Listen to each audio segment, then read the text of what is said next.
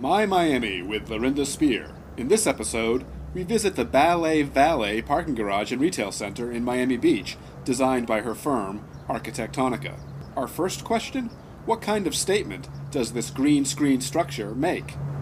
The only statement it makes is topiary or chia pet, whichever way you want to look at it. But the green screen, totally disguises the fact that above the row of shops is a 4-story parking garage, in fact.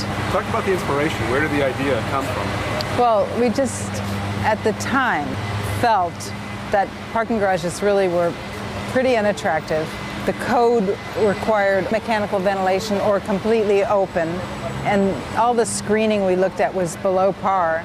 So we thought, well, why don't we do screening cum plants? And then when the plants grew up, and actually they grow more than well there, they grow too well according to the people who take care of them.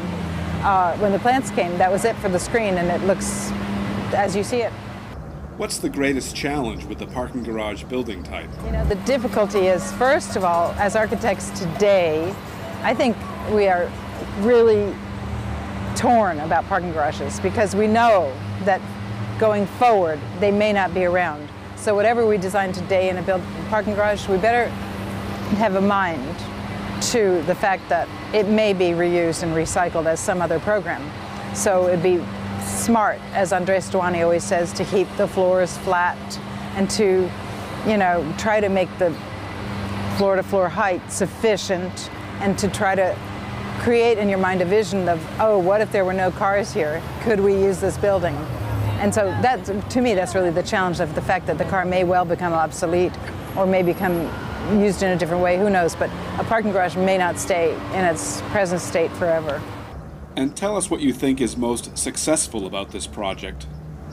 We didn't realize it'd be so visible on the skyline of South Beach, but in fact, this green wave is rather visible from afar. But it's a landmark, and it's great to have plants be the landmark. Why not? It's not a building. We used 3 different types of plants because we wanted to go for a color variation in the plants. In fact, it kind of all blended together in real life. But at the time, we were very adamant that we wanted 3 tones of green.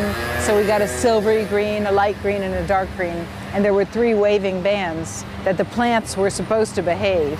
But years later, fast forward, and maintenance being what it is, the plants do what plants do, and so that's that. Lastly, let's talk about the roof deck. It looks a little dreary, I have to tell you. Our first scheme, which was not actually lauded by the city of Miami Beach, was really to make it a green roof, which is totally feasible to retrofit.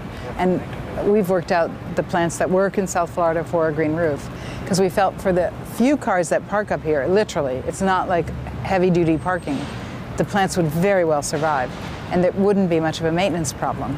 And so when that idea, the city said it was way too much maintenance, we said, okay, then you can just paint it green. So we have all manner of different kind of field paintings of a greenscape, but painted green, with accents of planters and benches and amenities that could make this place more of a usable roof. And so we're waiting to hear what the city of Miami Beach has to say, and hopefully by Art Basel we'll have it open.